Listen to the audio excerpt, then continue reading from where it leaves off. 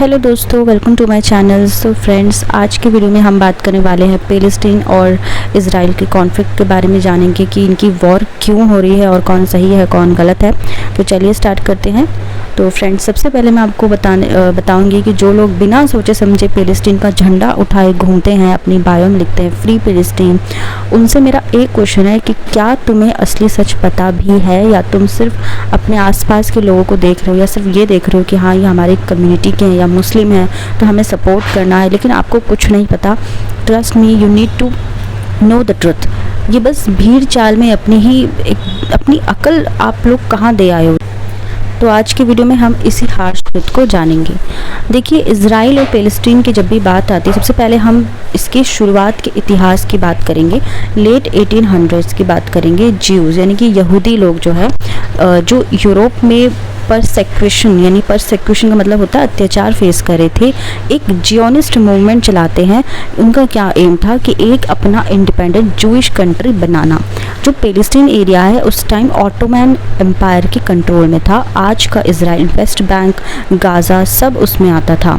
यहाँ पे अरब, Muslims, Christians और थोड़े ज्यूज़ मिलकर रहते थे। ठीक है, सब मिलकर रहते थे उस वक्त। 1917 के बाद बैल्फोर डिक्लेरेशन में ब्रिटेन ने कहा कि वो एक जूइश होमलैंड बनाने को सपोर्ट करेगा पैलेस्टाइन में। 1918 टू 1914 वर्ल्ड वॉर फर्स्ट के बाद ब्रिटेन को मैंडेट मिला पैलेस्टीन पे रूल करने का। यहूदी इमिग्रेशन बढ़ने लगी, अरब्स इससे नाराज़ होने लगे। अब इज़राइल का बनना और पहला वॉर की बात करते हैं। 1947 यूनाइटेड नेशन ने एक पार्टीशन प्लान प्रपोज किया। पैलेस्टीन को दो कंट्रीज़ में बांटा जाए, एक था जूइश स्टेट और दूसरा था अरब स्टेट।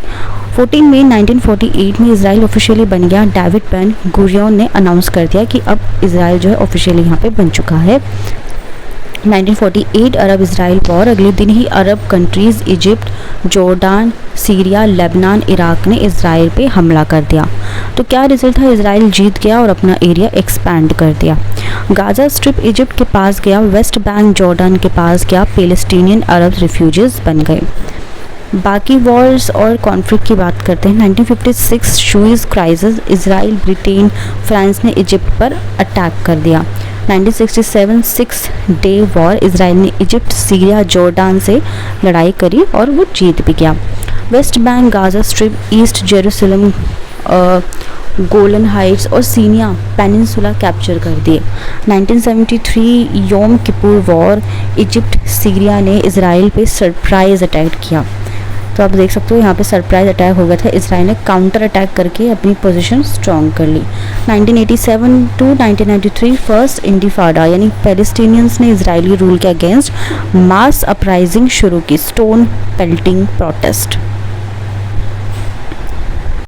पीस की कोशिशें। 1993 ओस्लो एकॉर्ड्स, इज़राइल और पैलेस्टीन लिबरेशन ऑर्गेनाइजेशन PLO के बीच एक समझौता हुआ।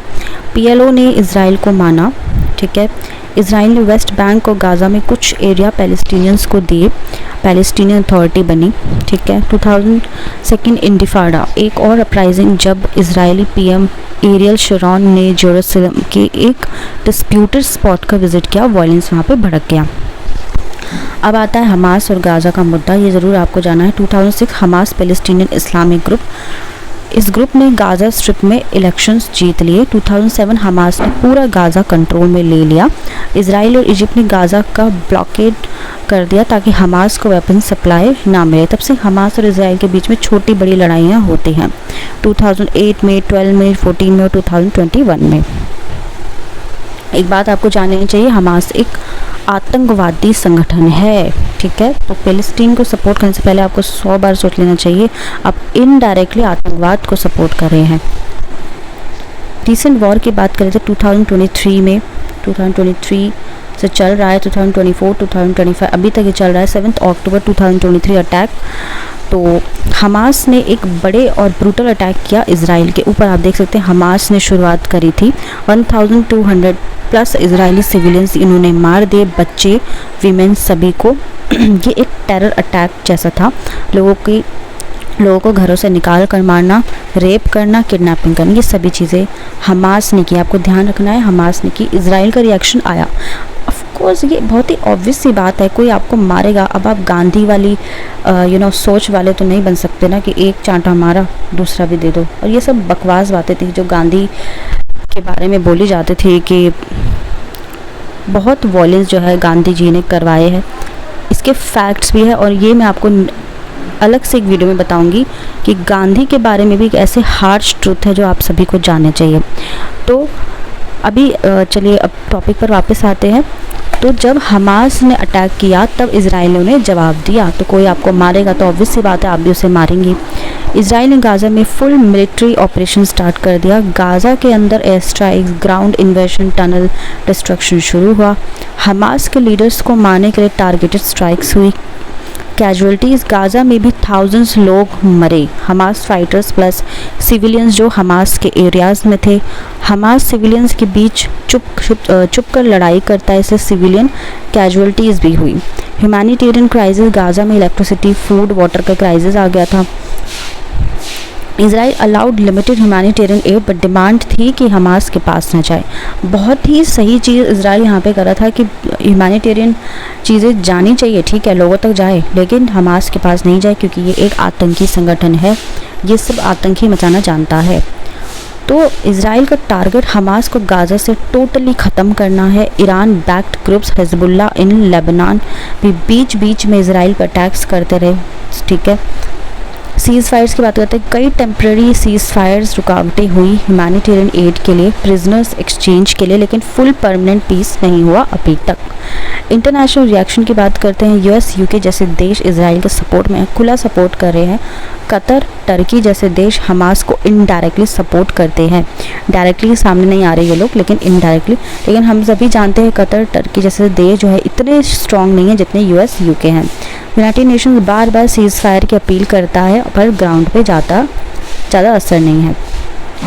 तो इजराइल अपने सिटीजन्स को बचाने के लिए लड़ रहा है, बिल्कुल लड़ना चाहिए, हर कोई लड़ता है अपने सिटीजन्स को बचाने के लिए। आपके अब फैमिली मेम्बर्स पे कोई अटैक करे, कोई उसे मारेगा तो ऑफकोर्स आप जाओगे बचाने। जबकि हमास एक टेरर ग्रुप बनकर सिविलियंस के बीच छुपकर लड़ता है और दुनिया में कुछ लोग या तो गलत नैरेटिव के थ्रू या इग्नोरेंस में पैलेस्टीन को सपोर्ट करते हैं और इस झंडे को फहराते हैं। रिसेंटली केस भी हुआ था उत्तर प्रदेश में, जो पैलेस्टीनियन फ्लैग लहरा रहे थे तो उन्हें अब जेल हो गई है। तो ये हरकत करने से पहले ना आप 100 बार सोच लीजिए। ये जो आप सोशल मीडिया में भी बेशर्मों की तरह झंडे लगा रहे हैं पैलेस्टीन के, अगर आपको इतनी ही दया धर्म आ रहा है उन पर, इतनी ही दया आपके अंदर जाग रही है पैलेस्टीन के लिए, उनके लोगों के लिए, तो प्लीज़ आप जाइए, उन्हें बचाइए। यहाँ जाके इस देश की मिट्टी को ख़राब मत कीजिए अपने ऐसे घटिया सोच को लेकर, ठीक है। वी डोंट वांट यू इस तरीके की आइडियोलॉजी लेकर अगर आप इस देश में रह रहे हो ना, तो दिस इज़ डिस्गस्टिंग। आप कैसे ऐसे लोगों को सपोर्ट कर सकते हैं जो कम्प्लीटली आतंकी संगठन है, एक कम्प्लीटली आतंक फैलाने का काम कर रहा है, कम्प्लीटली दंगे फसादी कर रहा है। तो इजराइल बिल्कुल सही कर रहा है क्योंकि वो सिर्फ और सिर्फ जवाब दे रहा है जो कि उसे देना ही चाहिए। तो मैं उम्मीद करती हूँ कि आपके दिमाग के जो पर्दे हैं वो ज़रूर अब खुले होंगे।